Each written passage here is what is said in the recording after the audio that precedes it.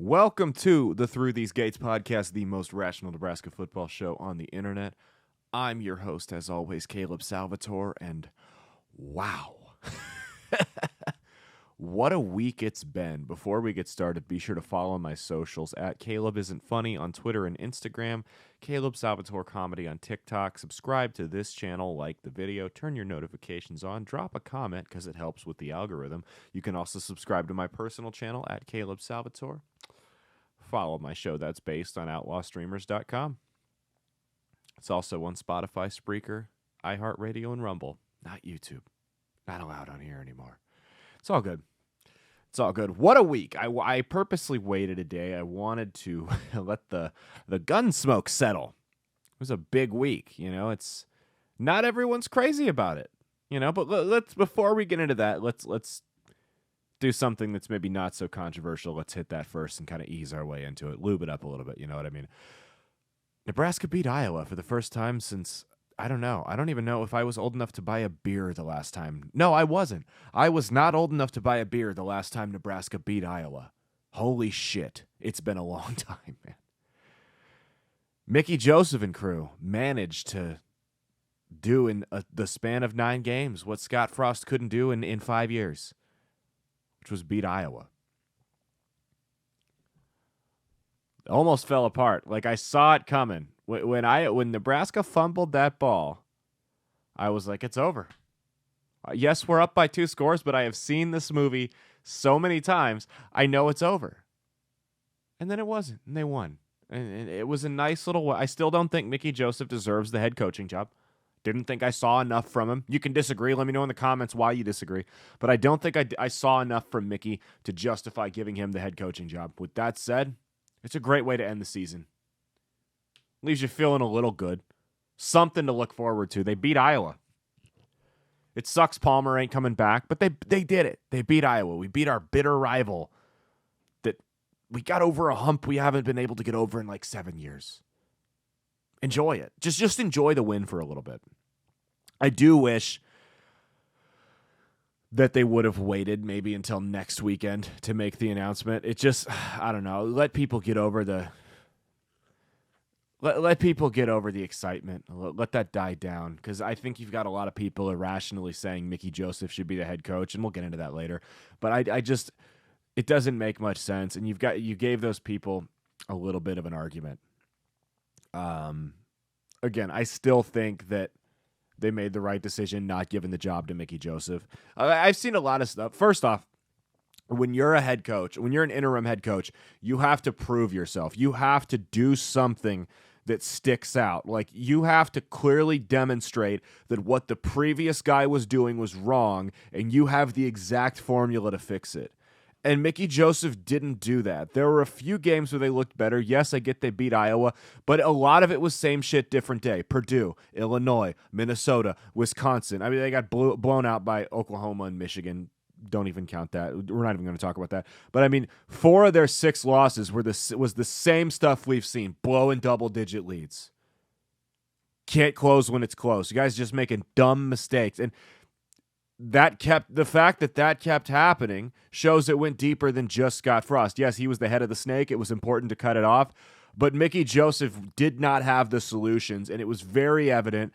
It became very evident after either probably the Illinois or the Minnesota game. It was very evident that that it was going to take someone with a little bit more experience to rebuild this. This is not a job where you can just plug someone in and he can cut. Where you had a couple, like Wisconsin. Wisconsin's a job where, first off, it doesn't make sense that they fired Chris, but what I think they wanted Fickle. Wisconsin's a job where you can plug a guy in. They need to fix a couple holes, but at the end of the day, they're going to be fine. You can put together 7-8 win season next year, no problem, or at least Luke Fickle should be able to with what they have at Wisconsin.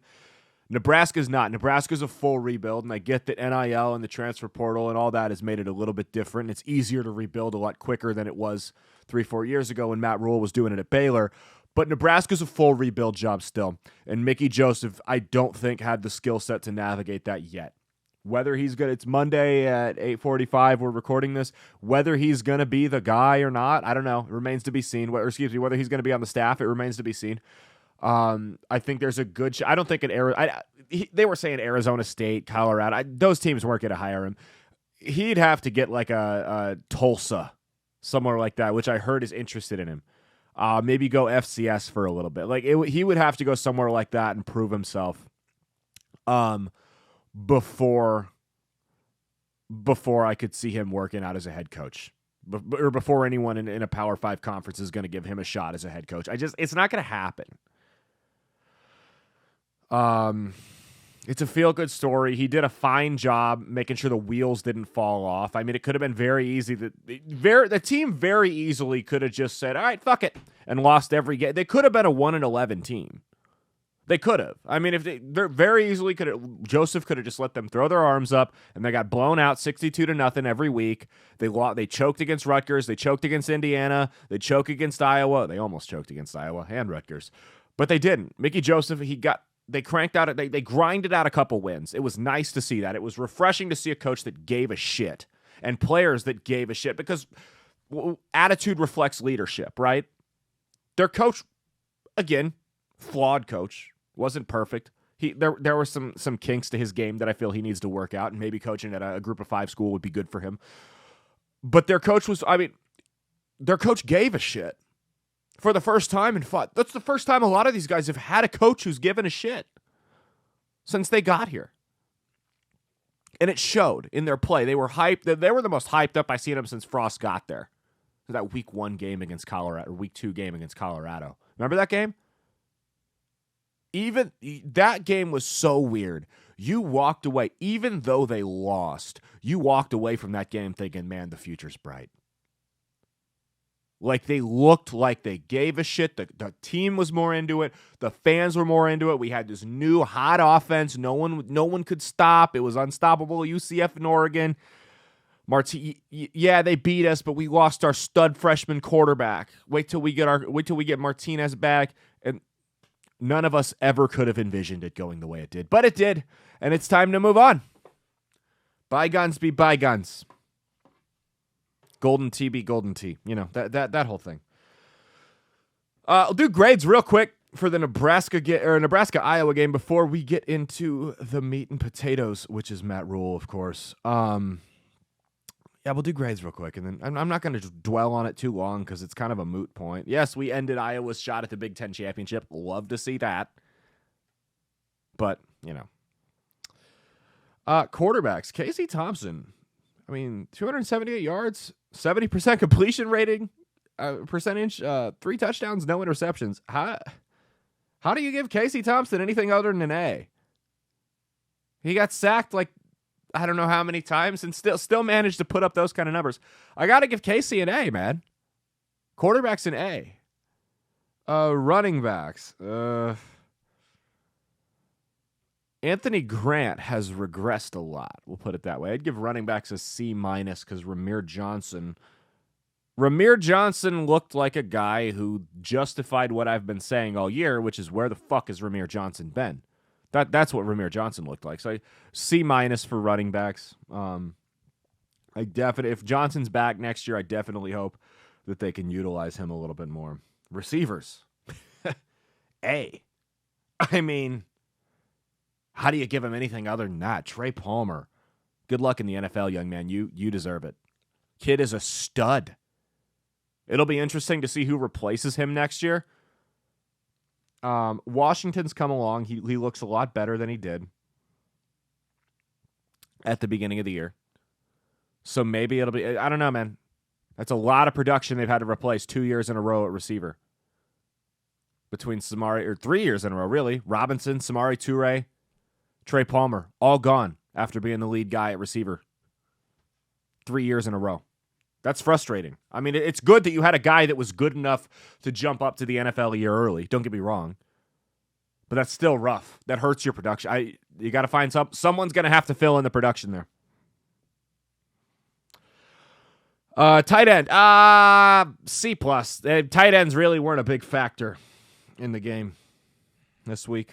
Offensive line. C-. No, C-. I don't know, man. It is what it is. I'm not going to rant anymore about the offensive line. As of right now, they haven't announced a replacement for Raiola. If they keep Raiola, I'm going to be pretty upset, but it is what it is. Defensive, I mean, I'm going to give the defense as a whole probably a B+. Like, the defense played well. They locked them down, and yeah, I get that they had the backup quarterback and everything, but the defense came up where it counted.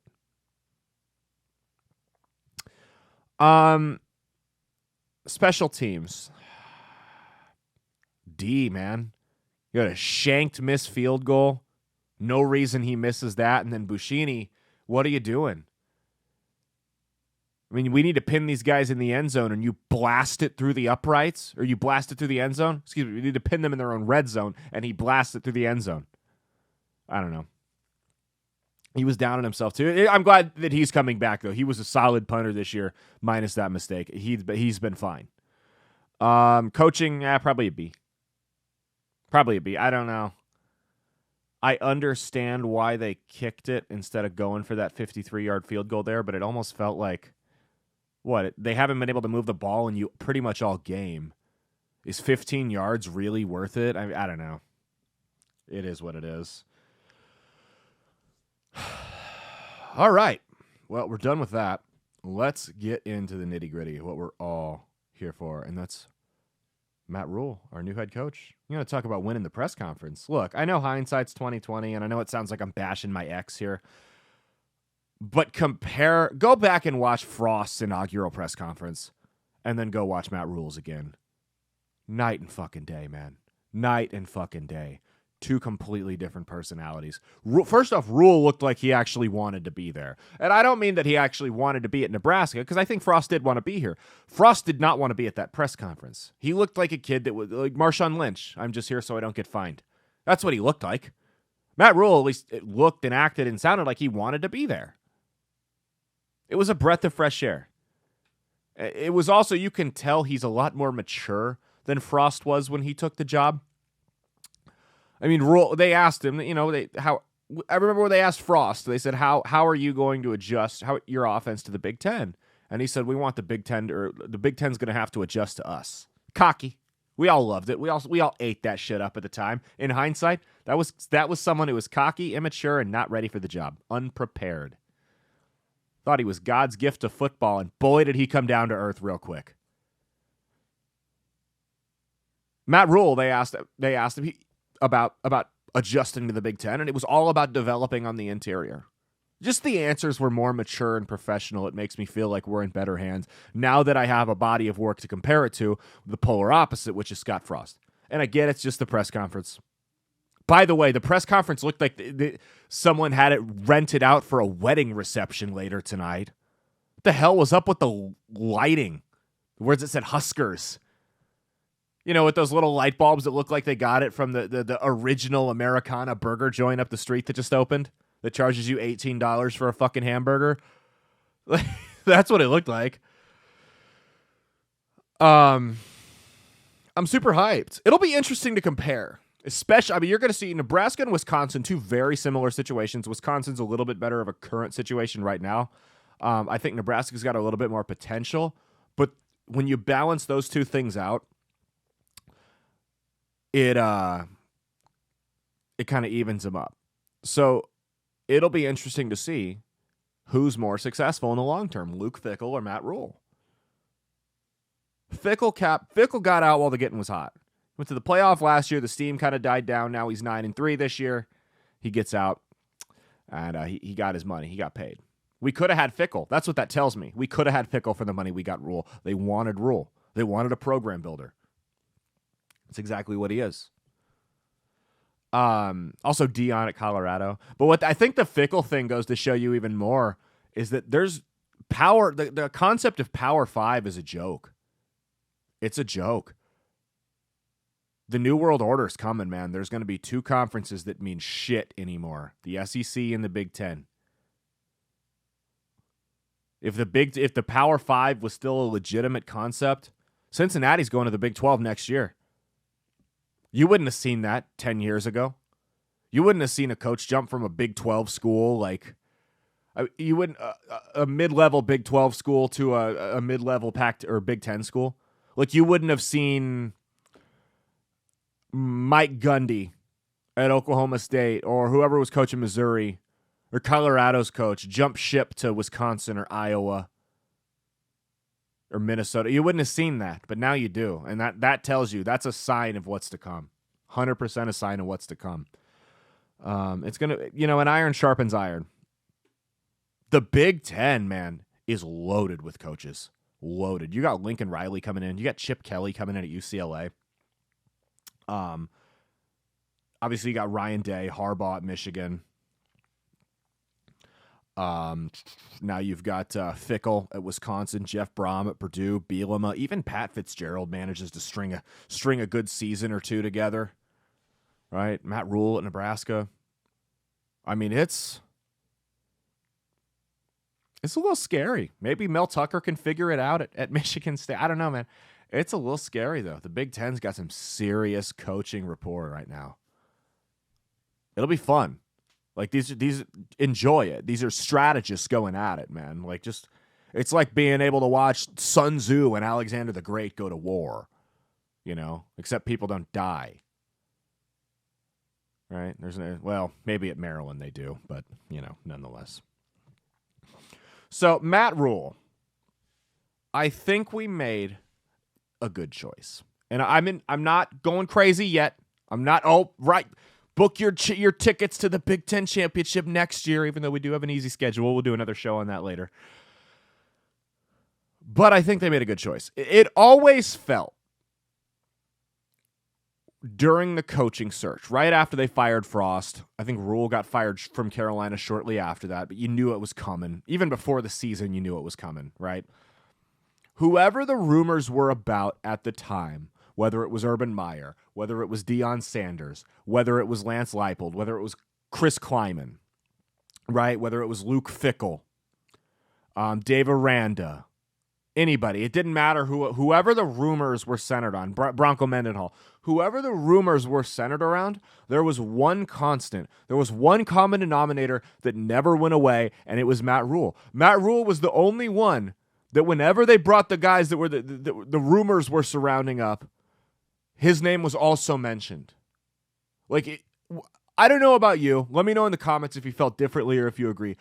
This entire time, even when I didn't think Rhule was the guy, it just kind of low-key you felt it in the pit of your stomach that it was going to be him. It was just some feeling. Even when I felt like even when I said 4 or 5 weeks ago, if you put a gun to my head right now, I would have told you it'd be Aranda, right? And then that kind of fell apart. Campbell was another one they wanted. Oh, God. And Lane Kiffin. But even when I said if you put a gun to my head, I'd say Aranda, I felt like that at the time. But it still kind of felt like Matt Rhule was just hovering.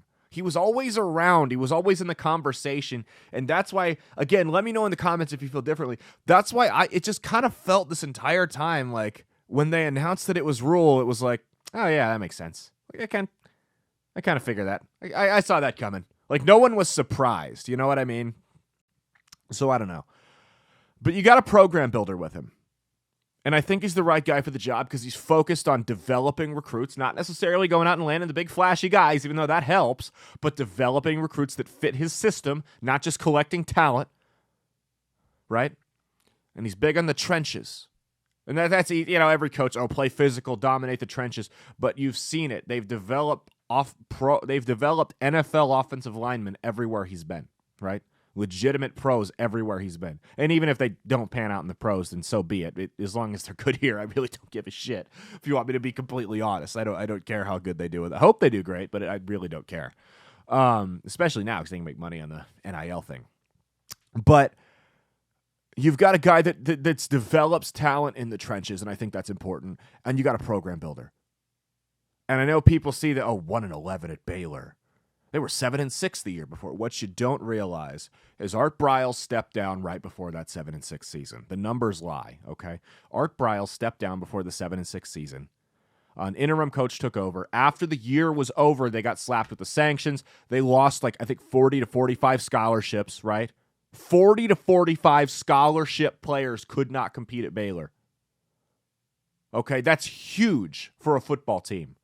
That's that's your first and second team on offense and defense. You lose. Or your depth, or what you know what I mean. that half their recruits for the next 2 years decommit.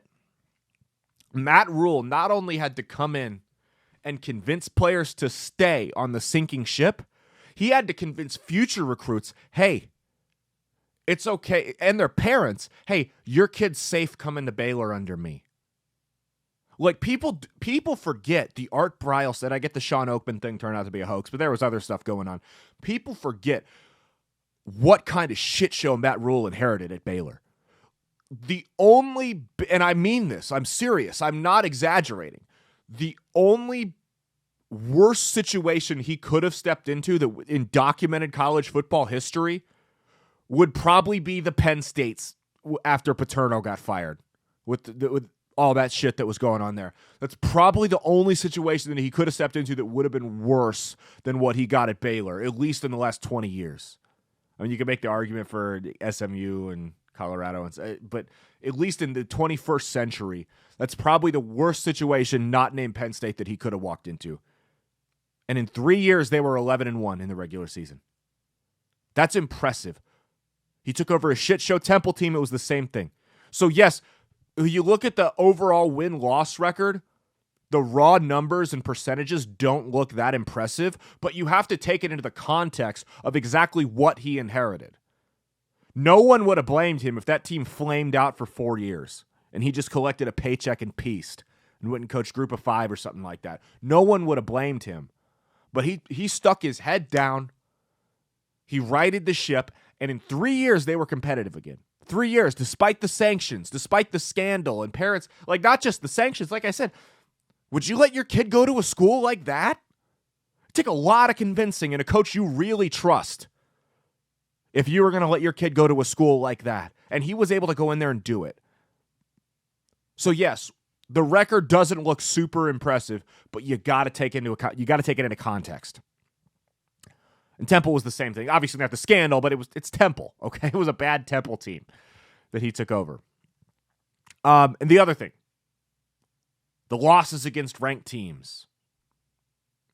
First off, I want a coach that can beat unranked teams. Okay? Can we start there? You guys are a little delusional about where this program is right now. When they fired Bo, if they would have hired somebody like this, yeah, you would have had an argument there. But that's not where we're at. I want a coach who could beat unranked teams.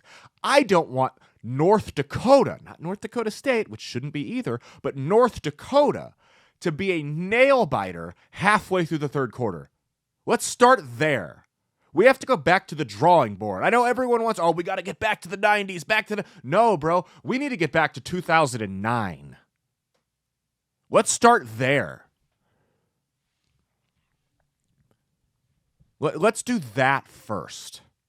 And then we can maybe think about the 90s in like 5-10 years, okay? We got a long way before we're even thinking about national championships. Let's compete for the Big Ten West. And not as a fringe contender because the mathematics are all weird like we were this year. Let's actually compete for the Big Ten West. Can we do that? In Matt Rhule's last year, where he was 11-3 at Baylor, right? They lost. All three of their losses were to ranked teams. They lost to Oklahoma during the regular season and in the Big 12 championship, and then they lost to Georgia in a BCS game. Call me crazy. If Nebraska were to win 11 games, their only losses being Ohio State during the regular season, Michigan in the Big Ten championship, and then Georgia in a bowl game or the playoff or whatever, I'd be okay with that. That would be the best season we've had in 20 years. 20 years. That would be the best season we've had. So spare me the, he's never beat a ranked team bullshit. Beggars can't be choosers. I don't want to hear, he has beat ranked teams. They weren't anybody impressive, but I don't want to hear about it. I really, truly, I don't. I don't care. Let's find a coach that can beat unranked teams. And then the other thing I keep hearing is that he flips jobs all the time. He's going to get up and leave. You heard his press conference, whether you want to believe him or not. He wants his kids to grow up somewhere. He doesn't want his kids to be moving every 4 or 5 years, and I get that. I respect that. Okay?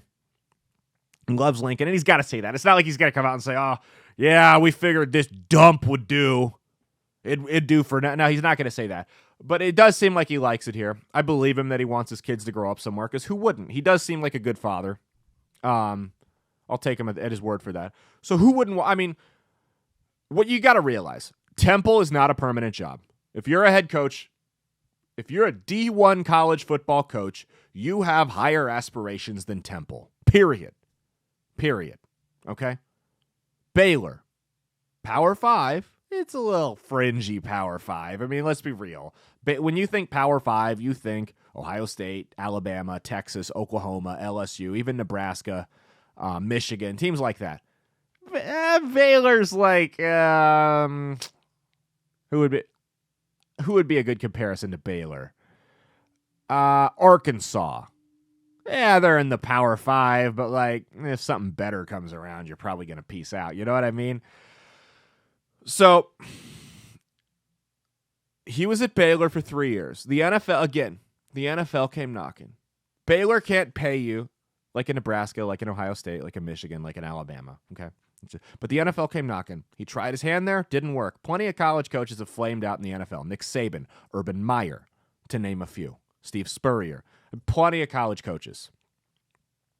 There's a reason Lincoln Riley he's always in the conversation, but never goes. It's a completely different animal handling college kids as compared to NFL, even with the NIL now and the transfer portal. Completely different thing to handle grown men that are making tens of millions of dollars to play football than it is to handle college kids. It just is. And not everyone's cut out for it. And some are better than others. Your boy Tom Osborne would not be successful in the NFL. I'm telling you right now. The crap he let his players get away with, that team would be a shithole. It would be a dumpster fire if Tom Osborne were an NFL coach, period. Not just because he runs the option and it wouldn't work to do that full time in the NFL. But anyway, back to jumping, flipping teams. Baylor, fringe Power 5 team. Nebraska's, whether you like it or not, premier job. They got the money. They got the resources. They got the at least somewhat blue blood reputation for their program. Okay, Nebraska can afford to pay him a lot more than Baylor could. They can afford to match salaries. Listen, that's the other thing.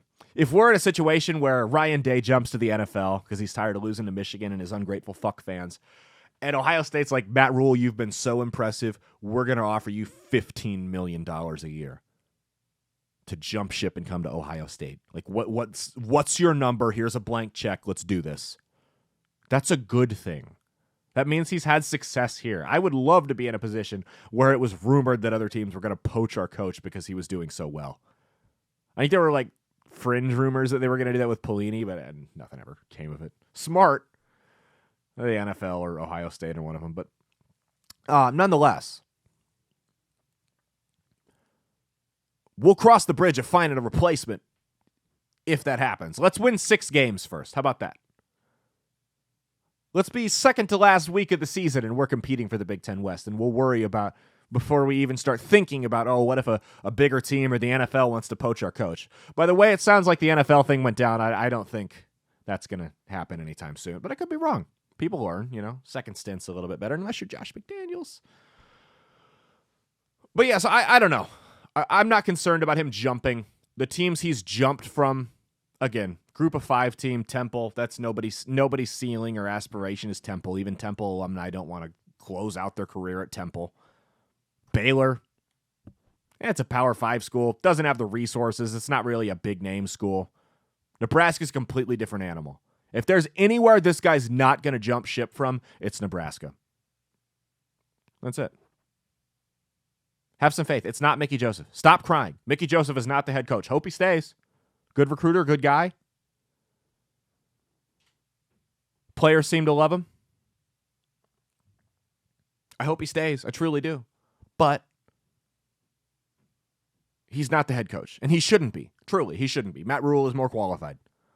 Matt Rhule has been there, done that several times with dumpster fires in college football. He's put them out. So give him a chance. Quit being so negative, because the guy could go 10-2 next year, and you go, well, Mickey would go 11-1. Shut the fuck up. No, he wouldn't. Okay, this is a better hire than Mickey Joseph. Again, I'm not ready to buy my plane ticket to the playoff next year. Not quite yet. Give him some time. But I think we're headed in the right direction, and I really think we're in good hands. They handle it very professionally. The demeanor of Trev Alberts and Matt Rhule versus the demeanor of Bill Moose and Scott Frost is polar opposites. Polar opposites. Rhule and Alberts are professional.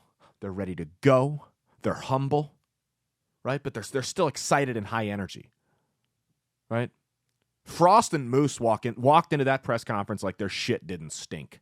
Fawn over me, kiss my feet and then my ass. Like it was that kind of mentality, and it showed. And it showed in the product they put out on the field and how much they gave a shit. So give Matt Rhule a chance. You gave Frost a chance for 5 years, when he probably shouldn't have had that long, while he drank the program down the toilet, allegedly. Give Matt Rhule a chance. Okay, we're on the hook for a lot of money, so even if it doesn't pan out, you're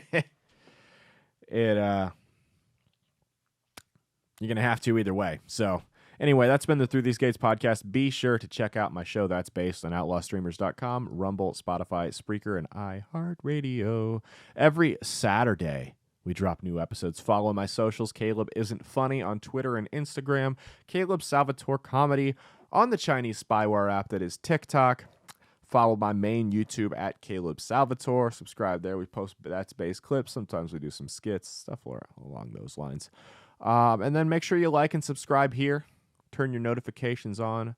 Please drop a comment. Please. Thank you. It helps with the algorithm. Otherwise, we just get fucked over and over again. Because I curse, so I already have my work cut out for me. You know what I mean? I don't curse on my other show. Not that much. We have sponsors and stuff I can't cuss in front of. But thank you so much. This has been the Through These Gates podcast. I appreciate the living fuck out of every one of you. It has been... it's not been a great season. Let's be real here. This felt like an abusive relationship. But it's over. We packed our shit up, moved in with Mom for a little bit, and then we found a new man. And hopefully the light at the end of the tunnel is finally there, because let's be real. If any fan base deserves it, it's Nebraska. This has been Through These Gates. Until next time, peace.